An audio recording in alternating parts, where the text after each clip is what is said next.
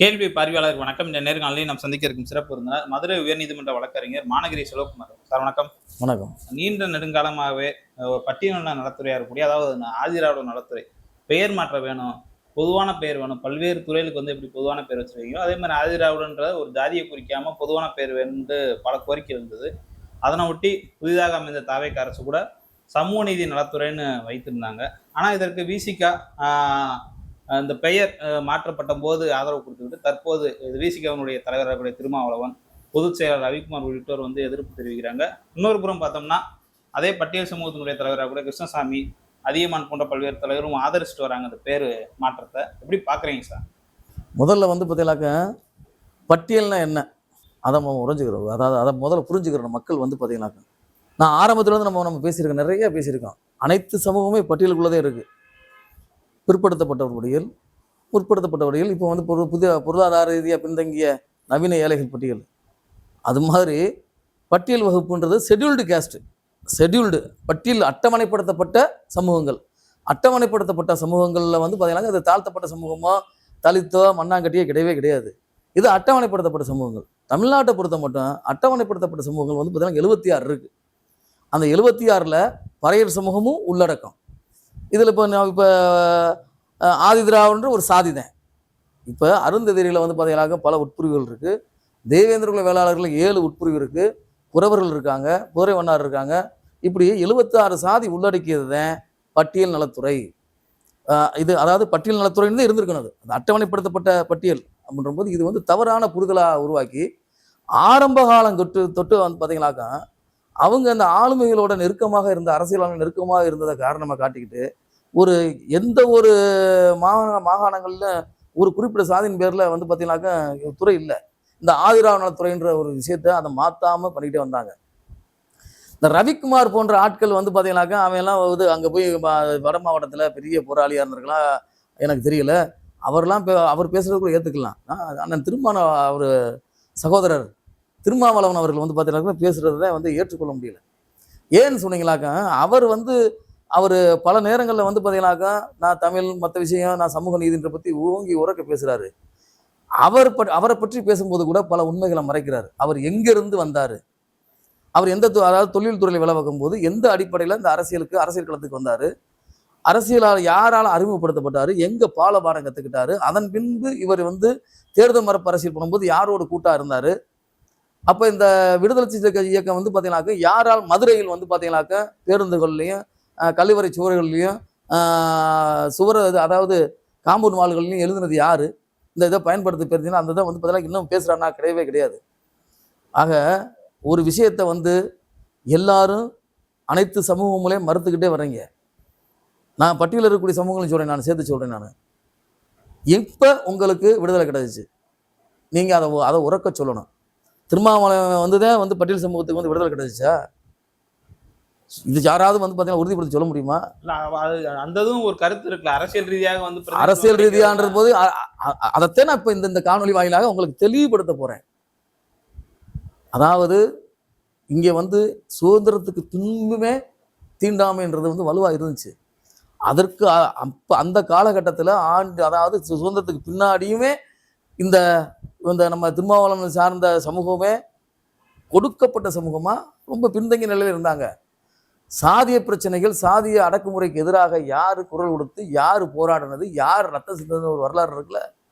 அந்த ஒரே காரணத்துக்காகவே இந்த தேவேந்திர குல வேளாளர் சமூகம் பார்த்தீங்கன்னாக்கா அரசியலாக இன்னமும் மேலேற முடியாமல் சட்டி தவி அதாவது ஒரு சிக்கி சின்னாவனம் ஆகிக்கிட்டு இருக்கு. அதை பார்த்தீங்கன்னாக்கா எல்லா சமூகங்களும் உணரணும்.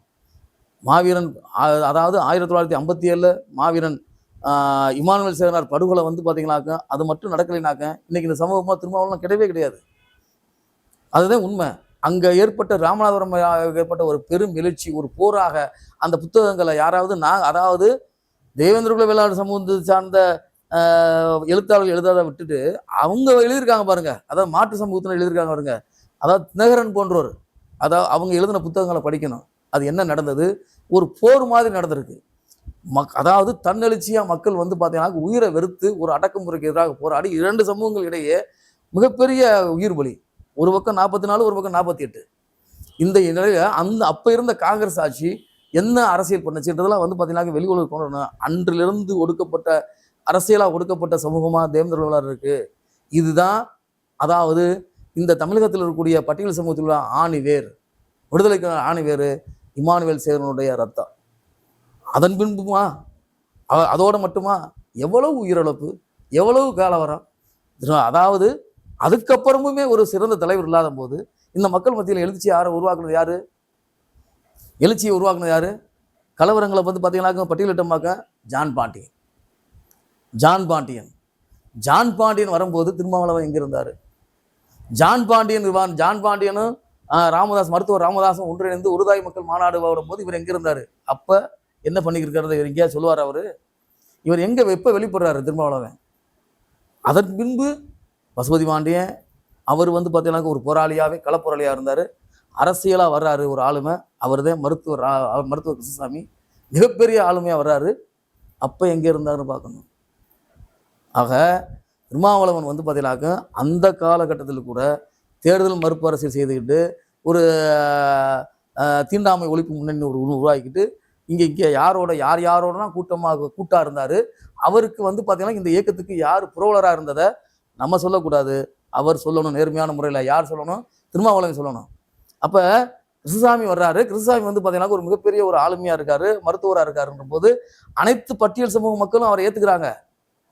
96 இவர் பல இடங்களில் சொல்லி பல பேட்டிகளில் இதே திருமாவளவன் சொல்லியிருக்காரு, ஒரு சாதி போட்டு ஜெயிச்சிட முடியுமாண்டு.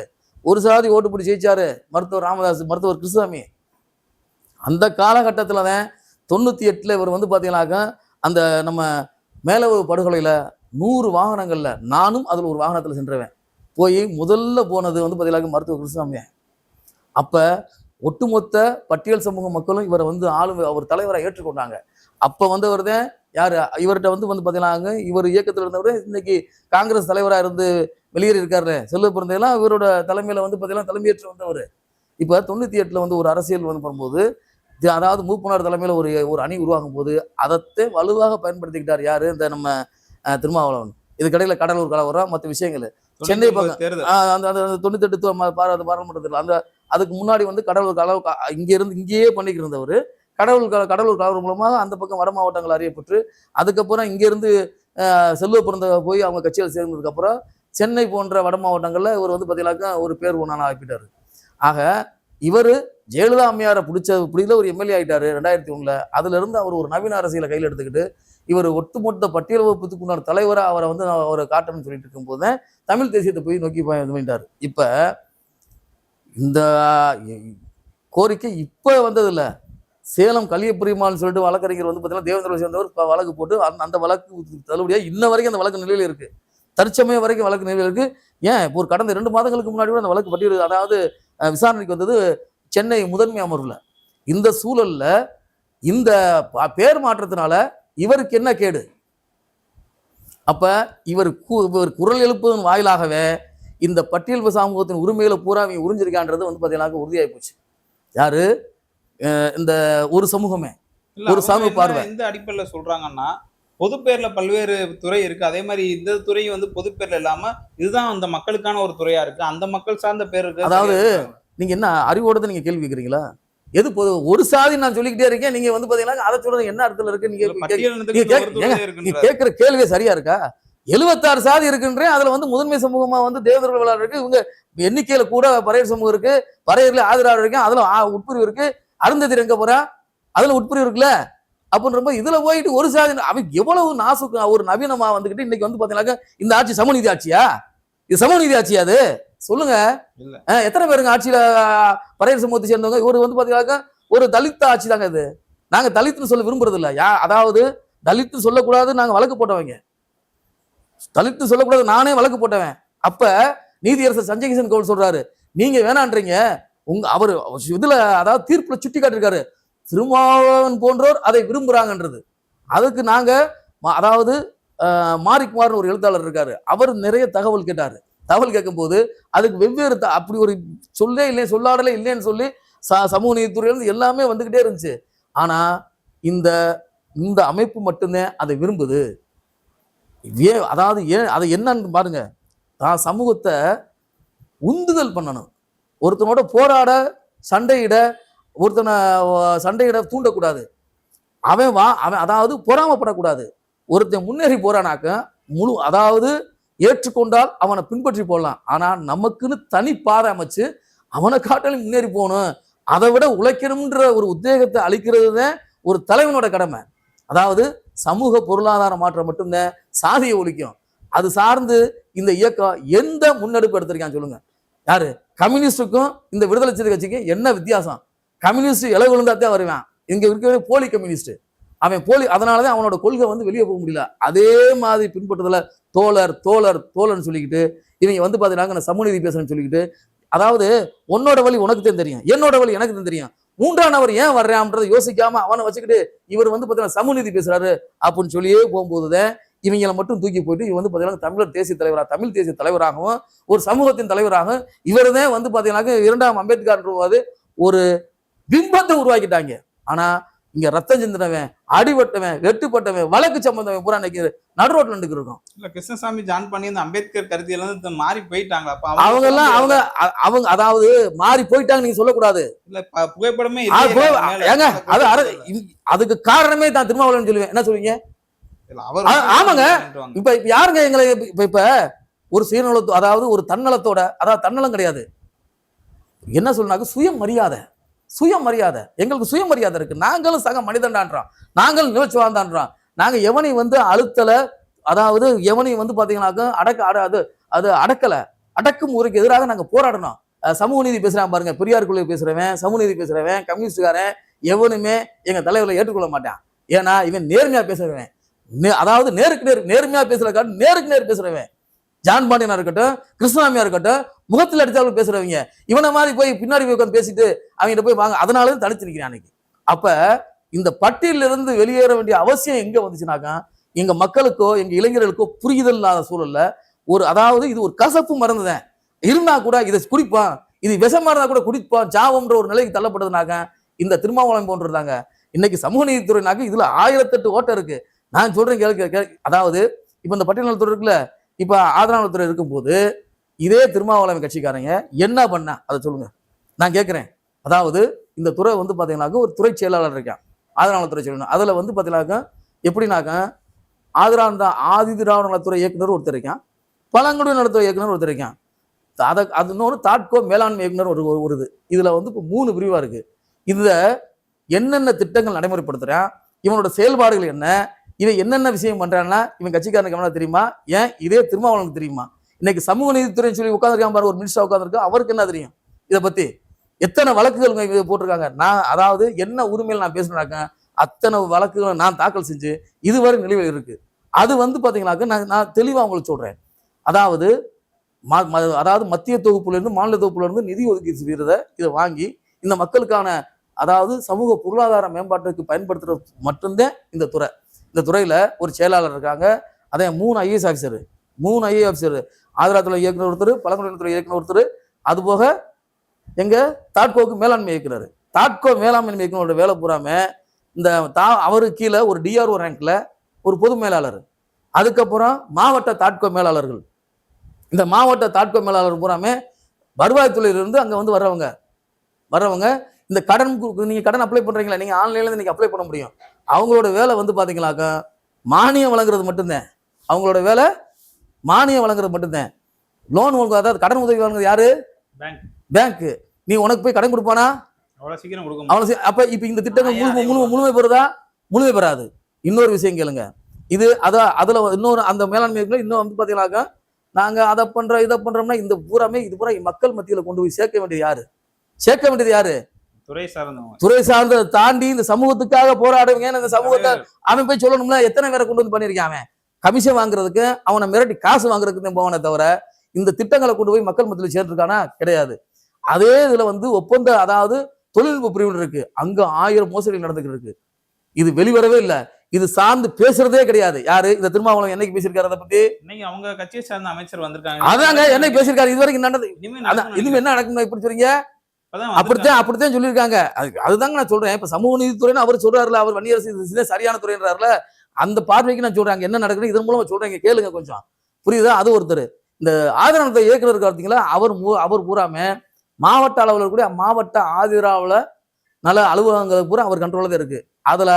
அதுலயுமே துணை ஆட்சியர் தலைமையில தான் மாவட்ட ஆதரவு நல அலுவலர் நியமிக்கிறாங்க. இவங்க பூராமே எங்கிருந்து வர்றாங்க?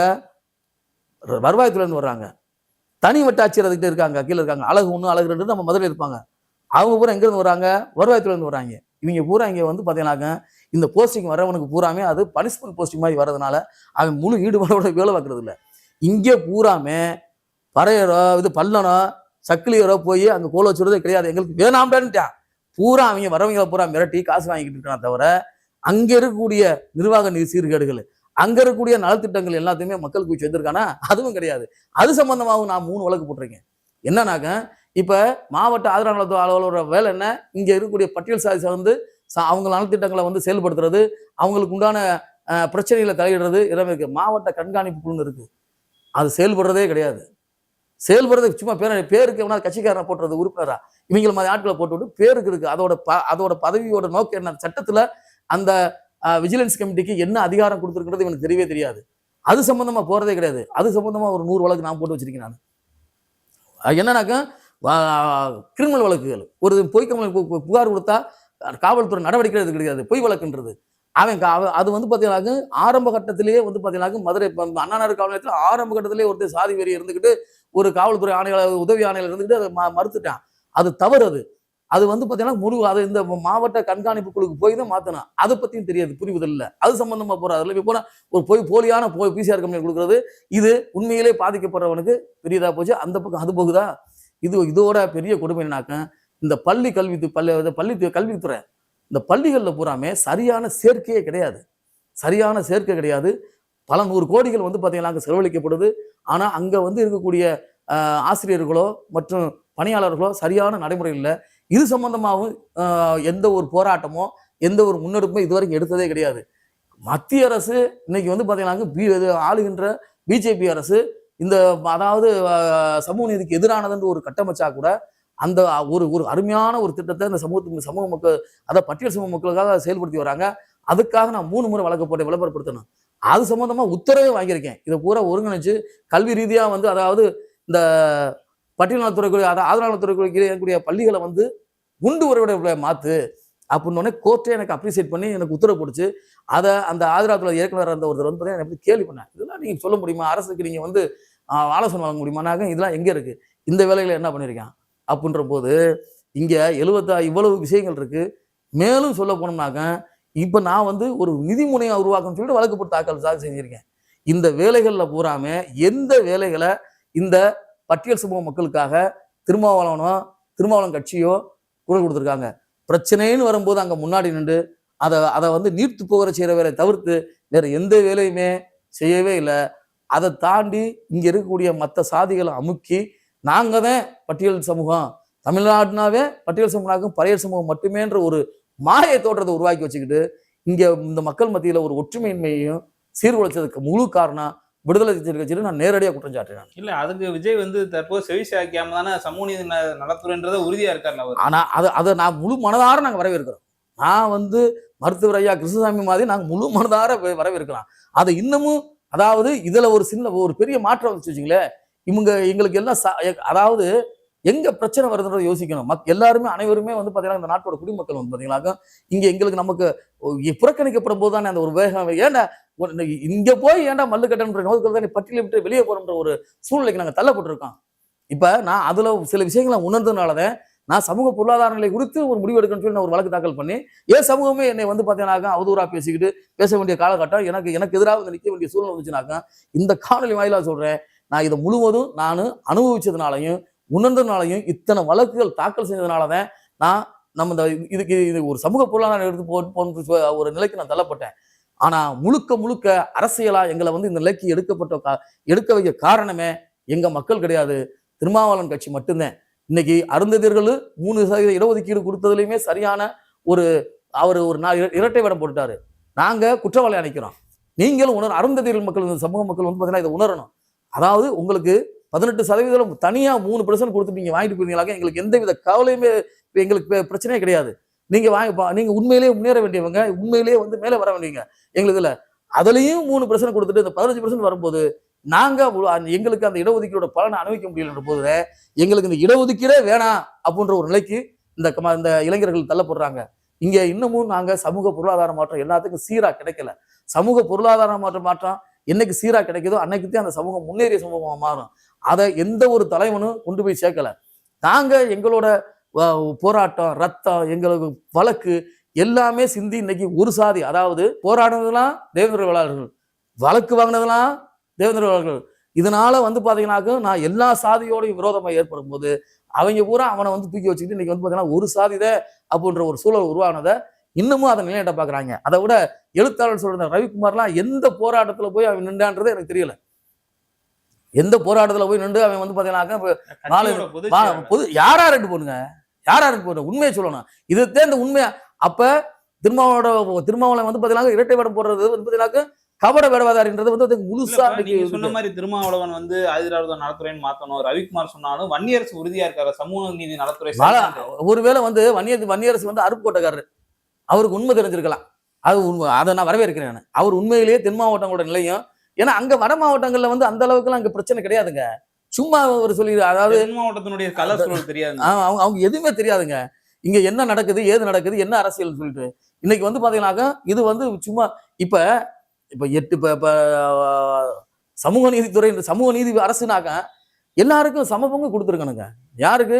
அவங்களுக்கு அதாவது சொல்லணும், இந்த மாதிரி இங்க இத்தனை சாதிகள் இருக்காங்க, நாங்க பட்டியல் சமூகத்துக்கான ஒரு இயக்கம் சொல்ல போகும்போது இத்தனை சமூகம் இருக்காங்க, நீங்க பிரித்து கொடுத்தாலே நல்லா இருக்கும்.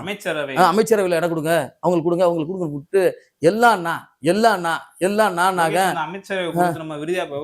சமூக நீதி நலத்துறை எப்படிங்க சார் பாக்குறீங்க? சமூக நீதித்துறைன்றது பேர் மாற்றம் செய்யணும்ன்றது மாற்றுக்கிறதே கிடையாது. இது நல்ல வேலை. இன்னமும் முத்தாய்ப்பாக அந்த துறையவே ஒரு துறையா கொண்டு வரணும். இப்ப அங்க நிறைய நிர்வாக சிக்கல் இருக்கு. அங்க 3 IAS ஆபீசர் கிடையாது, தேவையில்லை. அங்க இருக்கக்கூடிய அந்த பள்ளிகளை பூராமே பாத்தீங்கன்னாக்கா ஆதரவாளத்துறை பள்ளிகளை பூராமே அங்க இருக்கக்கூடியது அரசு ஊழியர் சங்கங்கள் பூராமே அதை தங்களோட சுயநல போக்கோட அங்க வரக்கூடிய இந்த மாவட்ட ஆதரவாள அலுவலர் பூராமே வேறு சமூகமா இருக்கும்போது அவங்கள மிரட்டியும் உருட்டியும் காரியம் சாதிச்சுக்கிட்டு பணிக்கு செல்றதே கிடையாது. அதனால அதாவது பணிச்சேர்க்கை, பள்ளி மாணவர் சேர்க்கை பாத்தீங்கன்னா முழுக்க மாணவ சேர்க்கை விகிதம் வருடம் குறைந்து வருகிறது. அதுக்காக வழக்கம் போட்டு வச்சிருக்கேன். அதெல்லாம் தீர்க்கணும் போது இது பூரா கட்டடம் இருக்கு, விடுதிகள் இருக்கு, கோடிக்கணக்கில் நிதி உதவி பண்ணிக்கிருக்காங்க. இதெல்லாம் வீணா போகிறதுனால அந்த பள்ளிகளை பூராமே என்ன செய்யணும், பள்ளி கல்லூரி விடுதலை பூராமே பள்ளி கல்வித்துறையில இணைச்சிடணும். அதற்குன்னு தனி கல்வி அதிகாரி, இந்த சமூக இந்த துறையில இது கூட தனி கல்வி அதிகாரி நினைச்சு அது சரியா வழிநடத்தி இந்த மாணவர்களுக்கு சரியான கல்வி கிடைக்கிறதுக்கு வழிவகுக்கணும். அது சரியா சிறந்ததா இருக்கும். இந்த தாட்கோ பாத்தீங்கன்னா தாட்கோ தொழில்நுட்ப பிரிவு இருக்கு பார்த்தீங்களா, இந்த தாட்கோ தொழில்நுட்ப பிரிவை பாத்தீங்கன்னா பொதுப்பணித்துறையோட இணைச்சிடணும். அங்க இந்த பொதுப்பணித்துறையில பாத்தீங்கன்னா இந்த இதுல பாத்தீங்கன்னா இடஒதுக்கீடை பின்பற்றணும். தாழ்த்தப்பட்ட சமூக ஒப்பந்ததாரர்களுக்கு இடஒதுக்கீடு வழங்கணும். இந்த அரசு சமூக நீதி அரசுனாக்க அந்த அடிப்படையில் அவங்க எல்லா வேலையும் போய்க்கிடுவாங்க. குறிப்பிட்ட இடஒதுக்கீடோட எங்களுக்கு பணி வாய்ப்பு வழங்குறத இந்த அரசு செயல்படுத்தணும். அது ஒரு சிறந்த திட்டம். அதன் பின்பு இந்த சமூக நீதித்துறையின் கீழே சரியான பொறுப்பு அதிகாரிகளை நியமித்து மாவட்ட அளவில் இருக்கக்கூடியதுல ஒரே துறையிலே தான் நிர்வாகிகளை அதாவது நிர்வகிக்க தகுந்த அதிகாரிகள் நியமிக்கணும். அவங்களோட வேலையே பொருளாதார மேம்பாடு, சமூக நல திட்டங்கள் செயல்பாடு, மேலும் வன்கொடுமை வழக்குகளை நடைபெறாமல் பண்ணா அந்த திறம்பட கையாளக்கூடிய வேலை. இந்த 3 செஞ்சாவே போதுமானது. அதோட அந்த சமூக நீதித்துறை மூலமாவே இந்த ஒரு வங்கி சாரா நிதிமுறையை வழங்கி உருவாக்கி இப்ப கேரளால இருக்கு, டெல்லியில இருக்கு, பஞ்சாப் இருக்கு, அது சார்ந்த ஒரு வழக்கு போட்டிருக்கேன். அந்த வழக்கு நிலுவையில் இருக்கு. அந்த அடிப்படையில் இந்த சமூக நீதித்துறை செயல்பட்டுச்சாக்க உண்மையிலேயே பட்டியல் சமூகத்தினர் இங்க கண்டிப்பாக சமூக பொருளாதாரம் அடைவாங்கன்றது என்னோட நம்பிக்கை. அதை செய்ய வேண்டிய வேலை சமூக நீதி அரசோட பொறுப்பு. இதுக்காக எந்த மெனக்கெடுமே இல்லாம எந்த வேலையுமே செய்யாம சும்மா வாய் சொல் வீரராகவே இருந்துக்கிட்டு பெருசா பிளக்ஸ் வச்சுக்கிட்டு சிவராமன் எழுதி போட்டுக்கிட்டு தமிழ்நாட்டு மக்களும் இல்ல, தமிழ்நாட்டு அரசியல்வாதியும் மட்டுமல்ல, எல்லாரும் ஏமாற்றி அவங்களும் ஏமாந்து போனதான் மிச்சம். அந்த மக்களுமே பெருசா வரல. யாரு? அவங்களும் நம்ம மக்கள்னே, ஒடுக்கப்பட்ட மக்கள்னே. அந்த மக்களுமே ஏமாற்றியது விளைவுதான் இந்த தேர்தலில் பாத்தீங்கன்னாக்கா முடிவு. இந்த தேர்தல் முடிவு அதுல எதிரொலிச்சு அந்த மக்களும் ஏமாத்தல. யாருக்காவது ஒரு ஆளுக்கு விசுவாசமா இருக்கும். ஓகே, நன்றி.